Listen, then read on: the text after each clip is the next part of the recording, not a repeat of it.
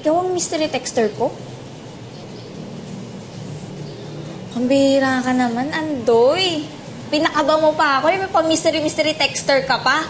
Sus, araw-araw tayo nagkikita, hindi mo na lang ako sinabihan. Ako ba naman?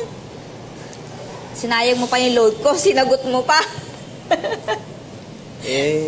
Kasi baka boss pa rin yung tingin mo sa akin eh. Sigurado ako, hindi ka magkukwento kapag nagpakilala ako. Hindi gagaan yung loob mo. So, ayun. Hindi mo na ako nagpakilala. Pasensya na. Sorry talaga. Ano ka ba?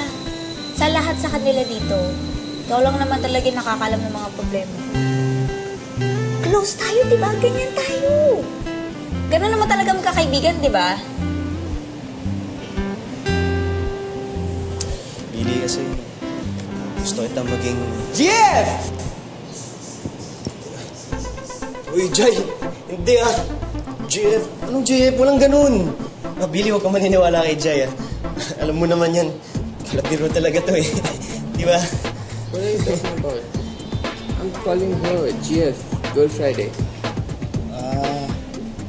Wait, are you hitting on her? Uy! Hindi ah!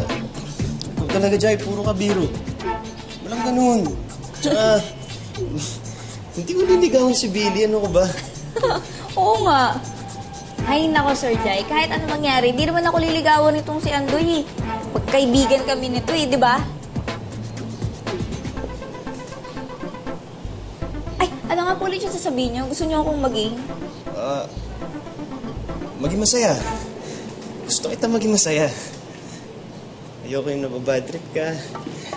Yung may iniisip ka. Basta masaya lang. Di ba? Oo naman. Salamat. Kapag may kailangan ka, nandito lang ako. Kami, dito lang kami. Yeah. Kung may problema, tawagan mo kami. Sige. Thank you. Kayo po, bakit niyo po ako tinawag? Yeah, I'm going to ask you to do something. Let's go. Tara.